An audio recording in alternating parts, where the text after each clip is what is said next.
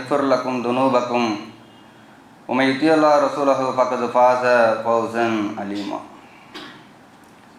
அந்த ஏகர்வனாகிய அல்லாஹுவை போற்றி புகழ்ந்தவனாக என்னுடைய இந்த ஜும்மா உரையை ஆரம்பம் செய்கின்றேன்.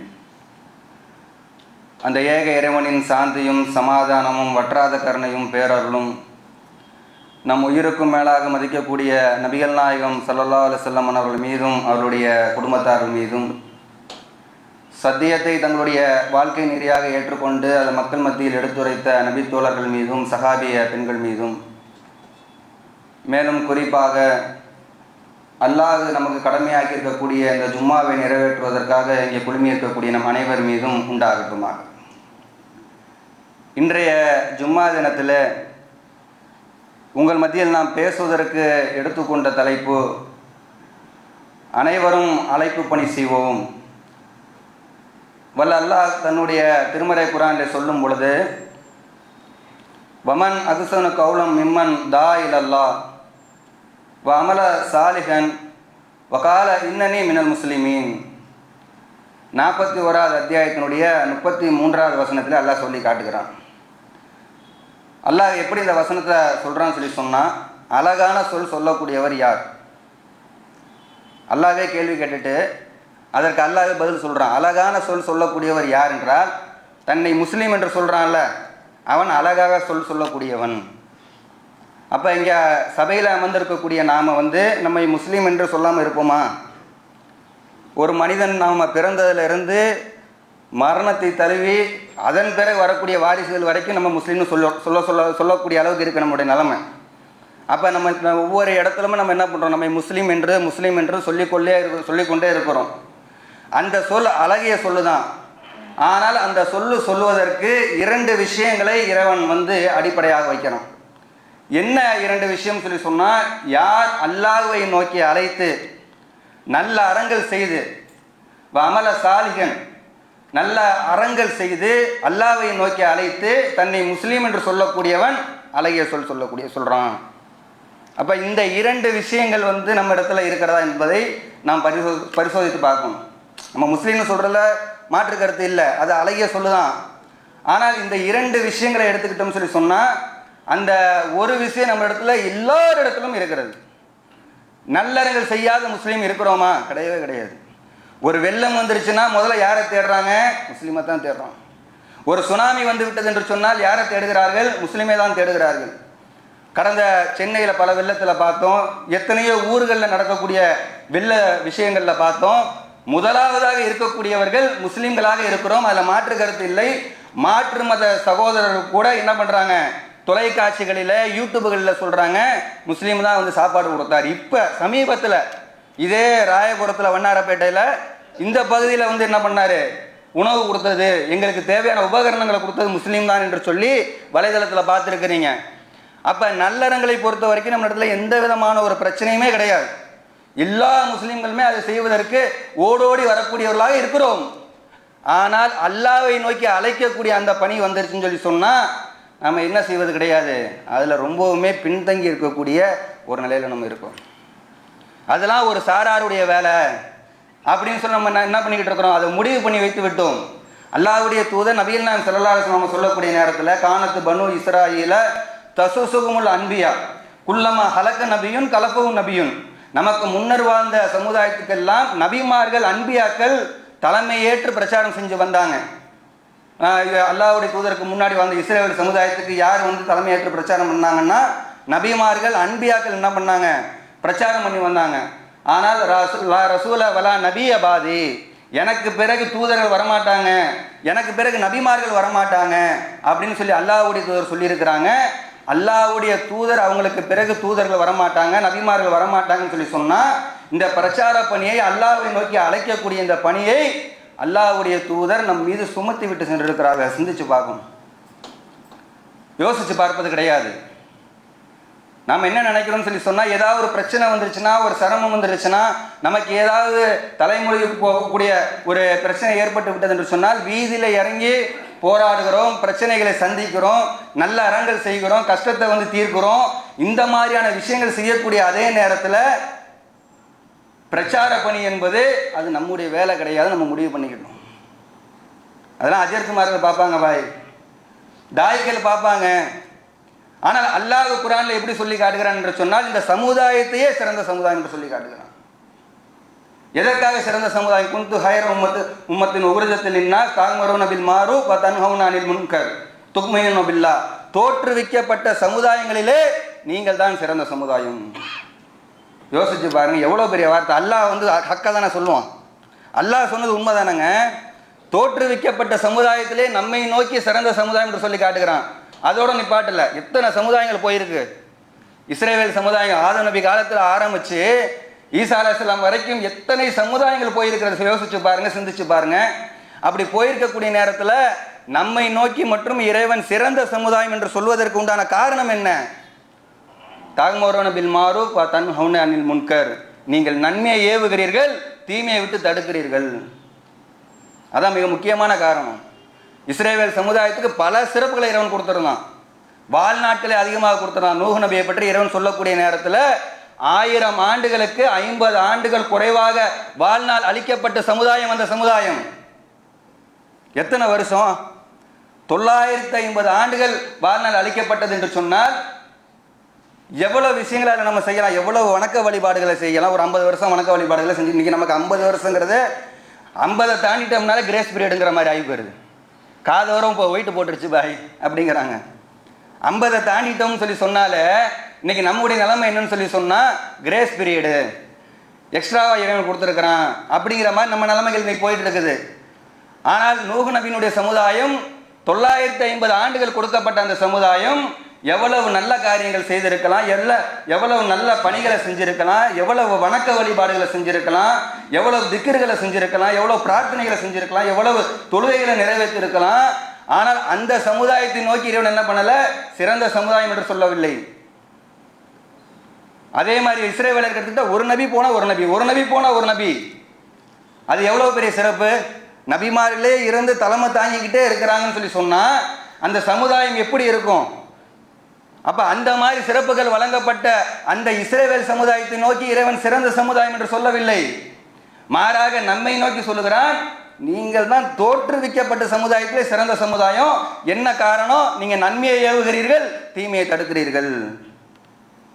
அப்ப அந்த மாதிரியாக கொடுக்கப்பட்ட நமக்கு இவ்வளவு சிறப்புகளை இறைவன் கொடுத்திருக்கிறான், இவ்வளவு பெரிய அந்தஸ்தை கொடுத்திருக்கிறான். ஆனால் இந்த நன்மையை ஏவி தீமையை தடுக்கக்கூடிய இந்த பணியை நாம் செய்கிறோமா? அல்லாஹ்வுடைய தூதர் நபிகள் நாயகம் ஸல்லல்லாஹு அலைஹி வஸல்லம் அன்னவர்கள் நம் மீது சுமத்தி விட்டு சென்ற பணி இது. 40 வயதுல நபியாக ஆகிறாங்க, நமக்கெல்லாம் தெரியும்.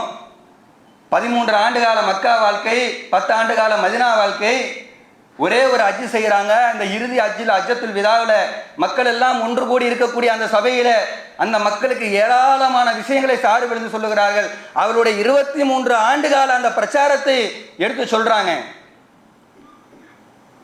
பெண்களுக்கு அநீதி இழைக்காதீங்க, விபச்சாரம் பக்கம் நெருங்காதீங்க, பல விஷயங்கள் எடுத்து சொல்லிட்டு அப்பொழுது அந்த சஹாபாக்கள் மத்தியில் அல்லாஹ்வுடைய தூதர் கேட்கிறாங்க, அலா அல் பல்லகத்து, நான் உங்களுக்கு தெளிவான முறையில் எடுத்து சொல்லி விட்டேனா அப்படின்னு சொல்லி கேட்குறாங்க. சஹாபாக்கள் எல்லாம் ஒன்றிணைந்து சொல்றாங்க, அல்லாஹ்வுடைய தூதரே தெளிவாக சொல்லிட்டீங்க. அல்லாஹ் உங்களுக்கு என்ன சொன்னானோ, உங்களிடத்துல என்ன சொல்ல எங்களிடத்துல சொல்ல சொன்னானோ அந்த ரிசாலத்தை, அந்த தூதுத்துவத்தை தெளிவான முறையில் எங்களுக்கு எடுத்து சொல்லிட்டீங்க. மறுபடியும் அல்லாஹ்வுடைய தூதர் கேட்குறாங்க, அலா அல் பல்லகத்து. மறுபடியும் சஹாபாக்கள் எல்லாம் சொல்லுகிறார்கள், அல்லாஹ்வுடைய தூதரே தெளிவாக எடுத்து சொல்லிட்டீங்க. 3வது முறையும் கேட்குறாங்க. கேட்ட பிறகு சஹாபாக்கள் எல்லாம் ஒன்றிணைந்து ஒருங்கிணைந்து உரத்த குரல்ல சொன்ன பிறகு அல்லாஹ்வுடைய தூதர் அவங்க சொல்றாங்க, அல்லாஹ்வே இதற்கு சாட்சி. அல்லாஹ்வை நோக்கி கை காட்டி சொல்லுகிறார்கள், அல்லாஹ்வே நீனே இதற்கு சாட்சி. இந்த மக்களிடத்துல நான் தெளிவாக எடுத்து சொல்லிவிட்டேன், அதற்கு நீனே சாட்சி என்று சொல்லிவிட்டு அங்கே ஒருங்கிணைந்த சஹாபாக்கள் மத்தியிலே சொல்லுகிறார்கள், இந்த தூதுத்துவத்தை, இந்த செய்தியை இங்கே வராத மக்களுக்கு போய் எத்தி வைத்து விடுங்கள். அப்படி வந்தது தான் இஸ்லாம். இந்த இந்தியாவுக்கெல்லாம் அப்படி வந்தது தான் இஸ்லாம். சஹாபாக்களுடைய தியாகத்தினால் அவங்கெல்லாம் வந்து எடுத்து சொன்னதனால் கிடைத்தது தான் நமக்கெல்லாம் இஸ்லாம். ஆனால் நாம் இன்னைக்கு என்ன பண்ணுறோம்னு சொல்லி சொன்னால், நாம் இந்த தூதுத்துவத்தை, இந்த ஏகத்துவத்தை அல்லாஹ்வை நோக்கி அழைக்கக்கூடிய இந்த பணியை செய்வதற்கு பல காரணங்களை சொல்லி கொண்டு இருக்கிறோம். பாய் நம்ம ஓதி படிக்கல பாய்ங்கிறோம். நாம் ஆலிம் இல்லை, 7 வருஷம் ஓதி படிக்கலை, பொருளாதாரம், வயோதிகம், குடும்பத்தை கவனிக்கணும், மாற்று கருத்து இல்லை. சஹாபாக்களுக்கு அப்போ குடும்பம் இல்லையா? அல்லாஹ்வுடைய தூதர் அவங்களுக்கு குடும்பம் இல்லையா? அல்லாஹ்வுடைய தூதர் வயோதிகர் இல்லையா? சஹாபாக்கள் எல்லாம் வயோதிகர் இல்லையா? அவங்களெல்லாம் 7 ஆண்டு காலம் ஓதி படித்து பட்டம் பெற்றவர்களா? அங்கே வந்திருக்கக்கூடிய சஹாபாக்களுக்கு மத்தியில் செய்தி தெரிஞ்சவங்களும் இருப்பாங்க, செய்தி தெரியாம அன்றைய தினத்தில் இஸ்லாத்தை ஏற்றுக்கொண்டவர்களும் இருப்பாங்க. ஆனால் அல்லாஹ்வுடைய தூதர் அவங்களுடைய உத்தரவு என்ன? வந்திருக்கக்கூடிய மக்கள் வராத மக்களுக்கு போய் இந்த தூதுத்துவத்தை எடுத்து சொல்லுங்க, இந்த ஏகத்துவத்தை எடுத்து சொல்லுங்கள், இந்த ஓரிரு கொள்கையை எடுத்து சொல்லுங்கள். அதுல தான் இந்த மார்க்கத்தினுடைய பேஸே நிற்குது. நாம் எதை சத்தியம் என்று அறிந்து வைத்திருக்கிறோமோ, நாம் எதை உண்மை என்று தெரிந்து வைத்திருக்கிறோமோ, நாம் எதை ஏகத்துவம் என்று ஏற்று வைத்துக் கொண்டிருக்கிறோமோ, அதை மற்ற மக்களிடத்தில் சொல்லுவதில் தான் இந்த மார்க்கத்தினுடைய பேஸே நிற்குது. அதனாலதான் அல்லாஹ்வுடைய தூதர் என்ன பண்ணல, தெரியாதவங்களாம் சொல்லாதீங்கன்னு சொல்லலாம்.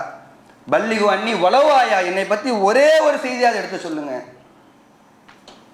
யோசிச்சு பாருங்க, சிந்திச்சு பாருங்க. அல்லாஹ்வுடைய தூதர் நபிகள் நாயகம் ஸல்லல்லாஹு அலைஹி வஸல்லம் அவர்களை பற்றி ஒரே ஒரு செய்தி தெரியாத யாராவது இருப்போமா? பிறந்தது முதல் இப்பொழுது வாழுகின்ற வரைக்கும் முஸ்லிம்களாக இருக்கிறோம். எத்தனை பிரச்சாரங்களை நம்ம கேட்டிருப்போம், எத்தனை பயான்களை கேட்டிருப்போம், எத்தனை ஜும்மா உரைகளை நாம் கேட்டிருப்போம். அல்லாஹ்வுடைய தூதர் அவர்களை பற்றி எவ்வளவு விஷயங்களை நாம் படித்திருப்போம், அவர்களை பற்றி எவ்வளவு விஷயங்களை அறிந்து வைத்திருப்போம். ஆனால் அல்லாஹ்வுடைய தூதர் அவர்களை பற்றி ஒரு செய்தி எடுத்து சொல்ல முடியாதா? யோசிச்சு பாருங்க, சிந்திச்சு பாருங்க. அப்ப அல்லாஹ்வுடைய தூதர் அவங்களை பற்றி ஒரு செய்தியாக நம்ம என்ன பண்ணணும்? எடுத்து சொல்வதற்கு உண்டான முனைப்புகளை காட்டணும். அதே மாதிரி எல்லா விஷயங்களும் ஆண்களை பற்றியே பேசப்படுவதனால் பெண்களுக்கு எந்த விதமான ஒரு விஷயம் இல்லை, எத்தி வைக்கிறக்கூடிய அந்த அழைப்பு பணி இல்லைங்கிற மாதிரி நினைச்சிடக்கூடாது. அல்லாஹ் குர்ஆன்ல சொல்லும் பொழுது நாம் ஆண்களை தான் நபியாக அனுப்பி வைத்திருக்கிறோம்னு சொல்றான். அதே அல்லாஹ் குர்ஆன்ல சொல்லும் போது வல் முஃமினூன வல் முஃமினாத்து பாலும் அவுலியாவு பாலின் யஅமுருன பில் மஅரூஃப் வ யன்ஹவுன அனில் முன்கர், நம்பிக்கை கொண்ட ஆண்களும் நம்பிக்கை கொண்ட பெண்களும் உற்ற தோழர்கள். உற்ற தோழர்கள் ஒன்று நம்ம தவற நினைச்சிடக்கூடாது. இன்னைக்கு இருக்கக்கூடிய ஒரு கேடுகட்ட கலாச்சாரம், ஃப்ரெண்ட்ஸ், ஆண்களும் பெண்களும் எப்படி வேணாலும் பழகலாம், எப்படி வேணாலும் வாழலாம் அப்படிங்கிற மாதிரியான ஒரு கேடுகட்ட கலாச்சாரத்தை சொல்லலை. அல்லாஹ் அதிலே சொல்றான், நம்பிக்கை கொண்ட ஆண்களும் நம்பிக்கை கொண்ட பெண்களும் உற்ற தோழர்கள். எதிலே உற்ற தோழர்கள்? அவர்கள் ஒருவருக்கு ஒருவர் நன்மையை ஏவிக் கொள்வார்கள், ஒருவருக்கு ஒருவர் தீமையை விட்டும் தடுத்து கொள்வார்கள். அப்ப நன்மையை ஏவுவதில் தீமையை தடுப்பதில் உற்ற தோழர்களாக பெண்களும் இருக்கணும். அவங்களோட சக்திக்கு உட்பட்டு நன்மையான காரியத்தில் ஏவுவதில் அவங்களால் எவ்வளவு முடியுமோ அதற்குண்டான முயற்சிகளை செய்யணும். இன்னைக்கு பல சமுதாயம் நம்மளுடைய இந்த சமூகத்தில் ஒரு மிகப்பெரிய மாற்றத்தை உருவாக்கி இருக்கிறாங்க அப்படின்னு சொன்னால் பெண்களால் தான் ஒரு காலகட்டத்தில் அதிகமான தர்கா வழிபாடுகள், சிறுக்குகள், விதத்துகள் நடைபெற்று கொண்டிருந்தது. ஆனால் இன்னைக்கு அதே பெண்கள் தான் என்ன பண்ணிட்டு இருக்கிறாங்கன்னு சொன்னால் அல்லாஹ்வுடைய மார்க்கத்தை அறிந்து, இந்த ஏகத்துவத்தை அறிந்து, அதற்கு உண்டான கற்றுக்கொண்டு, சகாபாக்கள் காலத்திலிருந்து சரி அதிகமான ஹதீஸ்களை பெண்கள் அறிவித்தவர்கள் யாருன்னு கேட்டோம்னா ஆயிஷா நாயகி அவங்க தான். அப்போ பெண்களை நம்ம என்ன பண்ணணும்னு சொன்னால் அவங்களால் சக்திக்கு உட்பட்ட அளவில் நன்மையை ஏவி தீமையை தடுக்கக்கூடிய இந்த வேலைகளை செய்யணும், செய்து கொண்டு இருக்கிறார்கள். இன்னும் அதிகமாக செய்ய வேண்டும். ஒரே ஒரு தீமை நம்ம கண் முன்னாடி பார்க்குறோம். நன்மையை ஏவுவதால் மட்டும் முடியாது. சில பேர் என்ன பண்ணுறாங்க, தொழுகைக்காக அழைப்பு கொடுக்குறோம், அதோடு நிறுத்திக்கிறாங்க. ஆனால் நம்ம குர்ஆனை எடுத்து பார்த்தோம்னா, ஹதீஸை எடுத்து பார்த்தோம்னா, நன்மையை எந்த அளவுக்கு ஏவுகிறோமோ அதே அளவுக்கு தீமையை தடுக்கக்கூடிய விஷயத்திலையும் நாம் அதிகமாக கவனம் செலுத்தணும். அல்லாஹ்வுடைய தூதர் நபிகள் நாயகம் ஸல்லல்லாஹு அலைஹி வஸல்லம் சொல்றாங்க, மன்ரா மின்கும் முன்கரன் ஃபல்யுகையிரு பியதிஹி, ஒருவர் ஒரு தீமையை தன்னுடைய கண்களால் பார்க்கிறாரு, உடனே அவருடைய வேலை என்ன, அடுத்த வேலை என்ன? அவர் கையை கொண்டு அதை தடுக்கணும், அவர் கரத்தை கொண்டு அதை தடுத்து நிறுத்தணும். ஒரு தீமையை பார்த்துட்டாருன்னா இல்லம் எஸ்தத்து, அவருக்கு இயலவில்லை, சக்தி வரவில்லை என்று சொன்னால் ஃபபி லிசானிஹி, அவருடைய நாவை கொண்டு தடுக்கணும். நாவை கொண்டு தடுக்க முடியாது. அன்னைக்கு யோசிச்சு பாருங்க, கரத்தை கொண்டு தடுக்க முடியாது. நாட்டு சட்டங்கள் அப்படிலாம் இருக்குது சில நேரங்களில். ஆனால் நாவை கொண்டு தடுப்பதற்கு உண்டான ஏதாவது தடை இருக்குதா? எத்தனையோ இடங்களில் சமீபத்தில் பார்க்கும் பொழுது கிறிஸ்தவர்கள் எல்லாம் என்ன பண்ணுறாங்கன்னு சொன்னால் ஒயின் ஷாப் முன்னாடி பிரச்சாரம் பண்ணுறாங்க. ஒரு மைக்கு கிடையாது, ஒரு பேனர் கிடையாது, ஒரு ஆட்களோட பின்புலம் கிடையாது, ஒத்தையாளாக நின்று கொண்டு பேசக்கூடிய காட்சிகளை நம்ம பார்க்கிறோம். ஆனால் தீமையை கண்டிப்பாக தடுக்க வேண்டும் என்று கட்டளையிடப்பட்ட இந்த மார்க்கத்தில் இருக்கக்கூடிய நம்ம என்ன பண்றோம்? படிக்கணும், ஓதணும், கத்துக்கிடணும், இந்த மாதிரி சொல்லி கொண்டே இருக்கிறோமே தவிர கரங்களால் தடுப்பதற்கு நாம் முயற்சி எடுப்பது கிடையாது. சரி, கரங்களால் தடுக்க முடியல, நாவை கொண்டு தடுப்போம், அதுவும் முடியல. அப்படியும் இல்லை என்று சொன்னால் கல்பிஹி, உள்ளத்தால் வெறுத்து ஒதுக்கணும். தீமையை நடக்கக்கூடிய சபைகளில் உள்ளத்தால் வெறுத்து ஒதுக்கணும். அதுதான் ஈமானிலே பலகீனமான நிலை என்று சொல்லி அல்லாஹ்வுடைய தூதர் அவங்க சொல்லக்கூடிய செய்தி முஸ்லிம்ல 186வது செய்தியாக பதிவு செய்யப்பட்டிருக்கிறது. அப்ப மனதால் வெறுத்து ஒதுக்கக்கூடிய ஒரு நிலையாவது நம்ம இடத்துல இன்னைக்கு இருக்கிறதா? எத்தனை திருமணங்கள், எவ்வளவு அனாச்சாரங்கள் நடக்கக்கூடிய சபைகள், அந்த மாதிரியான இடங்கள்லாம் நம்ம போய் பங்கெடுக்கிறோம். அதை நம்ம புறக்கணிக்கிறோமா? ஈமான் எனக்கு கொஞ்சோண்டாவது ஈமான் இருக்குது பாய், பலகீனமான ஈமான்ல இருக்கேன் பாய், ஒரே ஒரு கடுகளவு ஈமானாவது எனக்கு இருக்குது பாய், அப்படிங்கிற அந்த நிலையிலேயாவது நம்ம இருக்கிறோமா என்று கேட்டால் கிடையாது, கேள்விக்குறிதான் நம்முடைய நிலைமை. யோசிச்சு பாருங்க, சிந்திச்சு பாருங்க. எத்தனை எத்தனை திருமணங்கள் வரதட்சணை திருமணங்கள் நடக்கிறது, கூத்தடித்து கும்மாளம் அடித்து திருமணங்கள் நடக்கிறது. அதுவும் இப்போ சமீபமாக சில ஊர்களில் என்ன பண்ணுறாங்க, திருமணத்தில் எந்த அளவுக்கு கூட்டு தான் பேண்டு வாசிக்கிறாங்க, கார்களில் ஊர்வலம் போகிறாங்க, பைக்குகளில் மேடைகளுக்கு அங்கே கொட்டடித்து சில கூத்தாடிகளை அழைத்து பாடக்கூடிய அந்த நிலைகள்லாம் இருக்கிறது. ஆனால் அந்த மாதிரியான சபைகளை வெறுத்து ஒதுக்குறோமா? அது அவங்க செய்கிறது பாய், எனக்கு என்ன பாய் வந்துச்சு அப்படிங்கிற மாதிரி நிலையில் இருக்கிறோம். ஆனால் தீமை நடக்கும் போது நம்மளால் கையை கொண்டு தடுக்க முடியாது, அதை வாயை கொண்டு தடுக்க முடியாது. மனதால் வெறுத்து ஒதுக்க முடியுமா? முடியாதா? மனதால் வெறுத்து ஒதுக்குவதற்கு உண்டான முயற்சிகளை கூட நாம் செய்வதில்லை. நம்ம இடத்துல என்ன ஈமான் இருக்குது? யோசிச்சு பாருங்க, சிந்திச்சு பாருங்க. அப்ப அல்லாஹ்வுடைய தூதர் நபியல்லாஹ் ஸல்லல்லாஹு அலைஹி வஸல்லம் சொன்ன அந்த விஷயத்தை நாம் கடைபிடிக்கிறோமா, செய்கிறோமா? அப்படி செய்யக்கூடிய நேரத்தில் தான் நமக்கு உறுதிகள் அதிகமாகும். நாம் திரும்ப திரும்ப ஒரு விஷயத்தை சொல்கிறோம், அதை செய்கிறோம். அப்படி செய்து கொண்டே இருக்கும் பொழுது நம்முடைய உறுதி அதிகமாகுமா இல்லையா? நம்முடைய நம்பிக்கை அதிகமாகுமா இல்லையா? பிறருக்கு அப்படி சொல்லக்கூடிய நேரத்தில் அதன்பால் நமக்கு நன்மை கிடைக்குமா இல்லையா? ஆனால் நாம் என்ன பண்ணி கொண்டிருக்கிறோம் என்று சொன்னால் மௌன சாட்சிகளாக இருந்து கொண்டிருக்கிறோம். தீமையை தடுப்பதற்கு உண்டான எந்த முயற்சிகளையும் நம்முடைய குடும்பத்தில் இருந்து கூட ஆரம்பிப்பதற்கு நாம் தயாராக இல்லை என்பதுதான் இன்னைக்கு நிதர்சனமான உண்மையாக இருக்கிறது. அப்ப சிந்திச்சு பாருங்க. அல்லாஹ்வுடைய தூதர் இது அழகான ஒரு உதாரணத்தின் மூலமாக விளக்கி காட்டுறாங்க. அல்லாஹ்வுடைய தூதர் கடல்ல பயணம் செய்தது கிடையாது, கப்பல்ல பயணம் செய்தது கிடையாது. ஆனால் ஒரு கப்பலுடைய உதாரணத்தை வைத்து சஹாபாக்களுக்கு எப்படி விளக்குகிறார்கள் என்று சொன்னா, சிலர் கப்பலில் பயணம் செய்து சொல்லுகிறார்கள், சிலர் கீழ்த்தளத்தில் இருக்கிறாங்க, சிலர் மேல்தளத்தில் இருக்கிறாங்க. அப்படி கீழ்த்தளத்திலும் தளத்திலும் இருக்கக்கூடியவர்களை அப்படி சென்று கொண்டு இருக்கும் பொழுது, அப்போ கீழ்த்தளத்தில் இருக்கக்கூடிய அவருடைய தண்ணீர் தேவை இருக்கிறது. ஆனால் தண்ணீரை எங்கே வைக்கப்பட்டிருக்கிறது என்று சொன்னால் அதெல்லாம் மேல்தளத்தில் வைக்கப்பட்டிருக்கிறது. உடனே கீழ்த்தளத்தில் இருக்கக்கூடியவர்கள் அவங்களுடைய தண்ணீர் தேவைக்காக மேல்தளத்துக்கு போகிறாங்க, தண்ணீர் எடுக்கிறாங்க, மறுபடியும் கீழே வராங்க, மறுபடியும் மேல்தளத்துக்கு போகிறாங்க, அவங்களுடைய தண்ணீர் தேவைக்காக தண்ணீர் எடுக்கிறாங்க, கீழ்த்தளத்துக்கு வராங்க. இது அல்லாஹ்வுடைய சொன்ன சம்பவம், ஒரு உதாரணமாக சொல்லி காட்டுறாங்க. தீமையை தடுக்கலைன்னா என்ன நடக்கும்னு சொல்லி. இப்படி போய் தண்ணீர் எடுத்துக்கொண்டு வரக்கூடிய நேரத்தில் கீழே இருக்கிறவங்களுக்குலாம் சிரமமாக இருக்குது. நடா இது மேலே போகிறோம் கீழே வரோம், மேலே போகிறோம் கீழே வரோம், போய் அவங்களையும் டிஸ்டர்பன்ஸ் பண்ணிக்கிட்டு இருக்கிறோம். மேலே இருக்கிறவங்களுக்கு அது இடைஞ்சல் தானே. உடனே கீழே இருக்கிறவங்களாம் மஷ்ரூவா பண்ணுறாங்க, நாம ஏன் தண்ணீர் தேவைக்காக மேலே மேலே போயிட்டு வரணும்?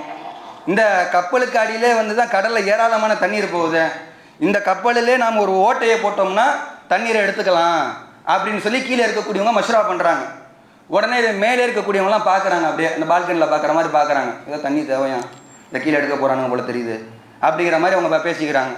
இதை பார்த்து கொண்டு மேலே இருக்கக்கூடியவர்கள் கீழே இருக்கக்கூடியவர்களை தடுக்கவில்லை என்று சொன்னால் என்ன நடக்கும் அப்படின்னு சொல்லி கேட்குறாங்க. உடனே சகாபாக்கள்லாம் சொல்கிறாங்க, அல்லாஹ்வுடைய தூதரை எல்லாருமே மூழ்கி நாசமாக போக வேண்டியதான், மேலே இருக்கக்கூடியவங்க கீழே இருக்கிறவங்களை தடுக்கவில்லை என்று சொன்னால் எல்லோருமே மூழ்கி நாசமாக போக வேண்டியதான் அப்படின்னு சொல்லி சொல்கிறாங்க. இதுதான் தீமையை தடுக்கவில்லை என்று சொன்னால் அதற்கு உண்டான உவமை உதாரணம் அப்படின்னு சொல்லி சொல்கிறாங்க. நீ தீமையை தடுக்கலை, அதை பார்த்து கண்டும் காணாமல் இருக்கிறாய் என்று சொன்னால் அந்த தீமையிலே நீ மூழ்கி விடுவாய். இந்த மாதிரியான ஒரு தீமை நடக்கும் பொழுது அதை மேலே இருக்கக்கூடியவர்கள் தடுக்கவில்லை என்று சொன்னால் மூழ்கிடுவாங்க.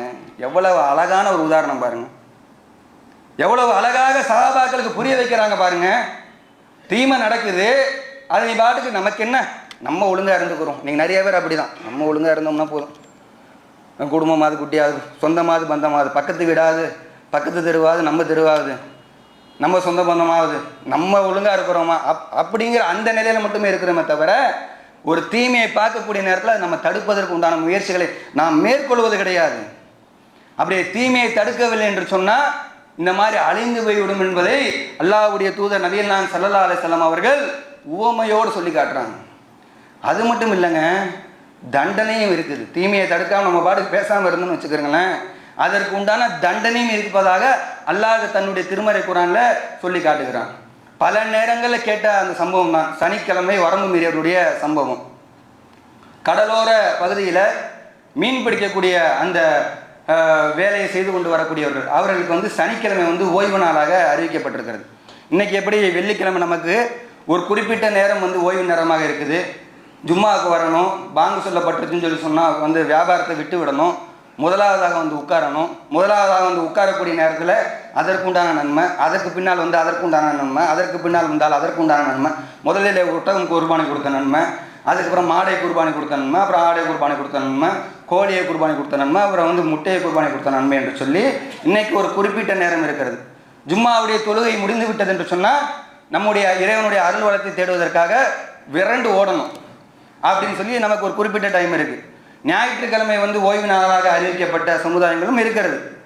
இதே மாதிரி அன்றைய காலகட்டத்தில் சனிக்கிழமை அவங்களுக்கு என்னன்னு சொல்லி சொன்னால் அன்றைக்கி அவங்க வியாபாரம், அவங்க மீன் பிடிக்கக்கூடிய அந்த தொழிலை செய்யக்கூடாது, அவங்களுக்கு முழுவதுமாக தடை செய்யப்பட்டது அன்று.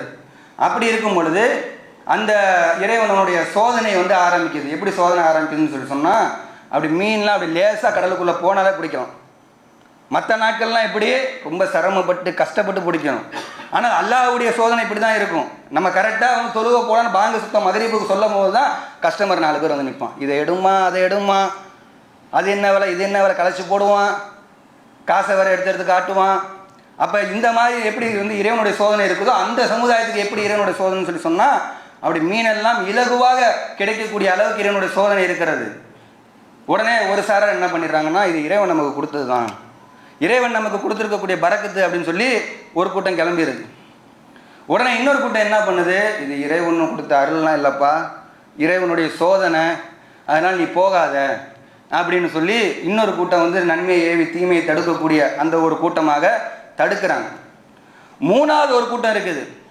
அந்த கூட்டம் எப்படி இருக்குதுன்னா, இந்த தீமையை செய்பவர்களை போய் தடுக்கலை, இந்த தீமையை தடுக்கிறாங்கல்ல அவங்கள போய் தடுக்கிறாங்க. உனக்கு ஏன்பா தேவையில்லாத வேலை, நீ ஏன்பா வரதட்சணை ஒழிப்பு கூட்டம் நடத்துகிற, நீ ஏன்பா வரதட்சணைக்கு எதிராக பேசுகிற. இன்றைக்கி ஒரு கூட்டம் வரும்ல, சாப்பிட்டா சொல்லுங்கள், சத்தமாக கூட பேசாதீங்க, குர்ஆன் ஹதீஸை மட்டும் படிச்சுட்டு போங்க, பயான்லாம் பண்ணாதீங்க, விளக்கமாக சொல்லாதீங்க, விரிவாக பேசாதீங்க, ஏன் இந்த டாபிக் பேசுகிறீங்க, ஏன் சகாபாக்களை பற்றி பேசுகிறீங்க, சகாபாக்களுடைய வரலாறை பற்றி இந்த மாதிரி சொல்லுவாங்கள்ல. இந்த மாதிரி ஒரு கூட்டம் என்ன பண்ணுதுன்னு சொல்லி சொன்னால், கிளம்பி தீமையை செய்தவர்களை போய் தடுக்கலை, இந்த தீமையை தடுக்கிறாங்கல்ல அவங்கள போய் தடுக்கிறாங்க. உடனே அல்லாஹ் பார்க்குறான், உடனே தண்டிச்சிடறோம். தீமையை தடுத்தவர்களை விட்டு தீமையை செய்தவர்களையும் தீமையை தடுக்காமல் தீமையை தடுத்தவரை தடுத்தார்களா இல்லையா அவர்களையும் என்ன பண்ணுறான்னு சொல்லி சொன்னால், இறைவன் தண்டித்ததாக குர்ஆனில் பல இடங்களில் சொல்லி காட்டுகிறான். அவர்களை குரங்களாக நம்ம மாற்றணும் அப்படின்னு, அவங்களுக்கு நம்ம தண்டனையை வழங்கணும் அப்படின்னு சொல்லி சொல்கிறான். அப்போ இறைவனுடைய பார்வையில் எப்படி தீமையை செய்தவனும் தீமையை தடுக்காதவனும் தண்டனைக்கு உள்ளாகுவான். அவனை ஒரே கோட்டில் வச்சு பார்க்குறான் அல்லாஹ். அப்படி இருக்கக்கூடிய நேரத்தில் நாம் இன்னைக்கு தீமையை தடுக்கிறோமா என்று கேட்டால், போய் மௌன சாட்சிகளாக உட்கார்ந்து கொண்டு பிரியாணி சாப்பிட்டு வரக்கூடிய எத்தனையோ மக்கள் நம்ம இடத்துல இருக்கிறாங்க. சிந்திச்சு பாருங்க, யோசிச்சு பாருங்க. அப்புறம் எப்படி தீமை நம்ம விட்டு ஒழியும், தீமை அப்புறம் எப்படி நம்மளை விட்டு போகும், இந்த சமுதாயத்திலிருந்து எப்படி அது அகற்றப்படும்? நாம் மௌன சாட்சியாக இருந்தால் அதற்கு ஆதரவகரம் நீட்டு கொண்டு இருப்போமே, ஆனால் அதை தடுப்பதற்கு நமக்கு முடியல, அதை தடுப்பதற்கு உண்டான முஸ்லிம்களை நாம் எடுக்கல.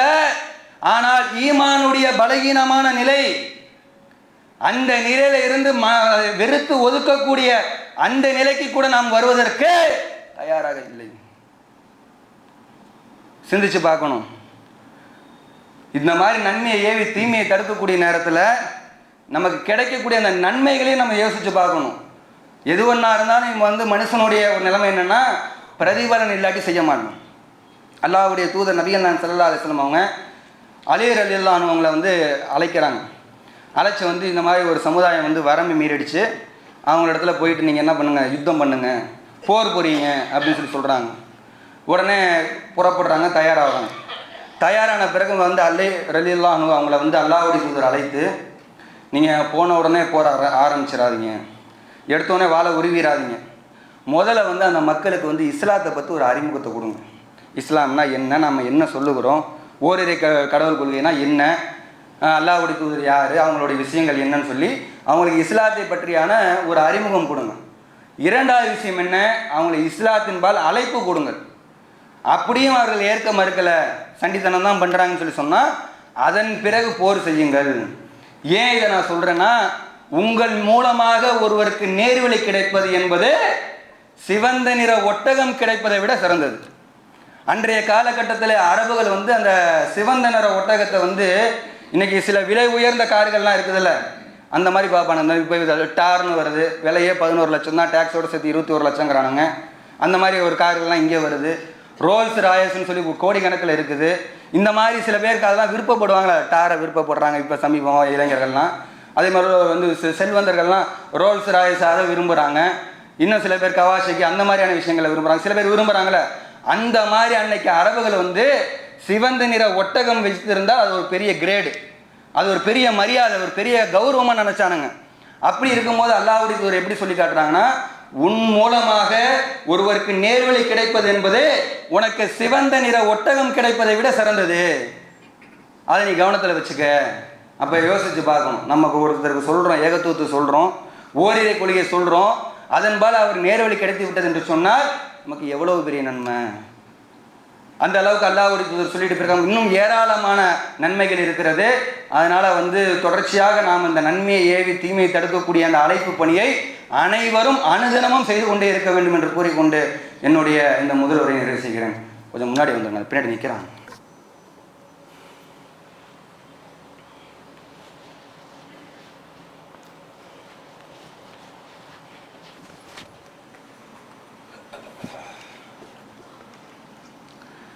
அல்ஹம்துலில்லாஹ்.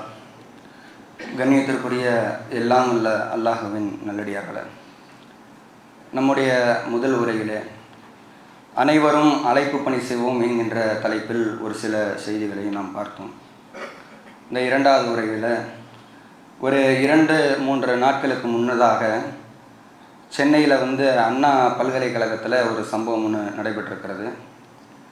ஒரு மாணவியை வந்து என்ன பண்ணியிருக்கிறாங்கன்னு சொல்லி சொன்னால், அங்கே இருக்கக்கூடிய பிரியாணி நடத்தக்கூடிய ஒரு அயோக்கியன் அவன் வந்து என்ன பண்ணுறான்னா, அந்த மாணவியையும் அவங்களோட இருந்த ஒரு சக தோழன் மாணவனையும் அழைத்து மிரட்டி அந்த மாணவனை அடித்து விரட்டிய பிறகு அந்த பெண்ணை வந்து பாலியல் ரீதியான சீண்டல் பண்ணி அதை ஃபோனில் படம் பிடித்து மிரட்டி இருப்பதாக செய்திகள் வந்து கொண்டிருக்கிறது. அதெல்லாம் நீங்கள் பார்த்துருப்பீங்க. அதை வந்து உடனடியாக வந்து எஃப்ஐஆர் போடப்பட்டு அதை கைது பண்ணியிருக்கிறாங்க. அவனை மாவு கட்டெல்லாம் போடப்பட்டிருக்கிறது. ஏதோ தடுக்கி விழுந்துட்டானா, மாவு கட்டுகள்லாம் போடப்பட்டிருக்கிறது. இந்த மாதிரியான விஷயங்கள் செய்யக்கூடியவர்களை கடுமையான தண்டனைகள் கொடுக்கணும் அப்படிங்கிறதுல மாற்று கருத்து கிடையாது. ஆனால் அதே நேரத்தில் துரிதமாக ஒரு 5-6 மணி நேரத்துக்குள்ளே வந்து உண்டான நடவடிக்கைகளில் இறங்கியிருக்கிறாங்க. இதை வந்து சில பேர் வந்து அரசியல் செய்து கொண்டு இருக்கிறார்கள். அரசியல்வாதிகள் அரசியல் செய்வது தான் அவங்களுடைய ஒரு நோக்கமாக இருக்கிறது. ஆனால் அவர்களுக்கு தகுதி இருக்குதா அப்படிங்கிற ஒரு விஷயத்தை நம்ம என்ன பண்ணணும், தெரிந்து கொள்ள வேண்டும். அரசியல் செய்யக்கூடிய ஒரு எதிர்கட்சி தலைவர் அவர் என்ன பண்ணுறாருன்னா, இதற்கு முன்னதாக இந்த பொள்ளாச்சி விஷயத்தில், பொள்ளாச்சி சம்பவம் நடைபெற்ற அந்த நேரத்தில் வந்து அதில் அந்த சில பெண்கள் வந்து வளர்ப்பு சரியில்லாமல் வீணாக போனது, அதை விட்டுருங்க, அதில் நமக்கு உடன்பாடு இல்லை. ஒரு சில பெண்கள் வந்து மிரட்டப்பட்டு அவங்கள வந்து பாலியல் ரீதியான துன்புறுத்தல் இதே மாதிரி ஆளாக்கப்பட்டு வீடியோக்கள் எடுக்கப்பட்டு எஃப்ஐஆர் போடுவதற்கே கிட்டத்தட்ட 1.5 மாதம் ஆச்சு. ஏன்னு சொல்லி சொன்னால், ஆளுங்கட்சியினுடைய நிர்வாகிகளை சேர்ந்தவர்கள் அதில் வந்து சம்மந்தப்பட்டிருக்கிறாங்க, நிர்வாகிகளோட குடும்பத்தார்கள் சம்மந்தப்பட்டிருக்கிறாங்கன்னு சொல்லி வெறும் எஃப்ஐஆர் போடுறதுக்கே 1 மாதத்துக்கு மேலே ஆகி போச்சு.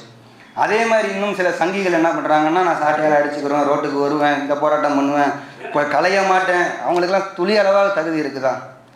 ஏற்கனவே வந்து குஜராத்தில் கலவரம் நடந்தப்போ இந்த பில்கிஸ் பானு என்று சொல்லக்கூடிய பெண்மணி இதே கயவர் கூட்டத்தால் கற்பழிக்கப்பட்டு அநீதி இழைக்கப்பட்டு அந்த குற்றம் சாட்டப்பட்டவர்களெல்லாம் வெளியில் வந்தபோது மாலை போட்டு வரவேற்ற அயோக்கிய கூட்டத்தை சேர்ந்த இந்த களவாணிகள் இன்றைக்கி என்ன பண்ணுறாங்கன்னு சொல்லி சொன்னால் இந்த விஷயத்தை வந்து பூதாகரமாக ஆக்குறானுங்க.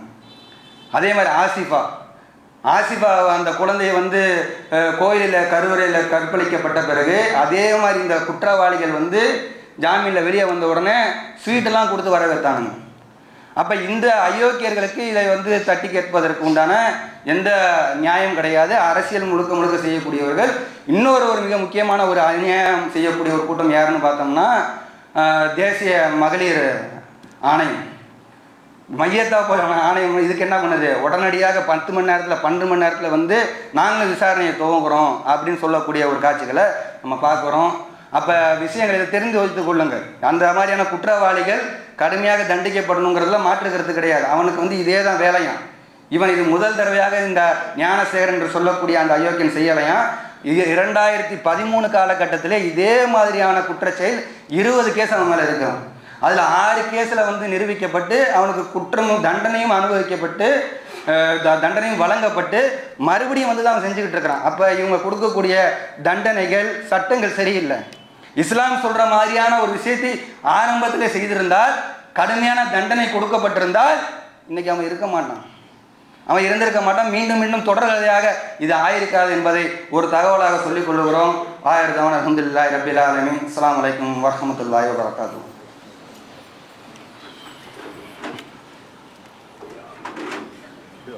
இதை தூக்கிடுவா அங்கிட்ட.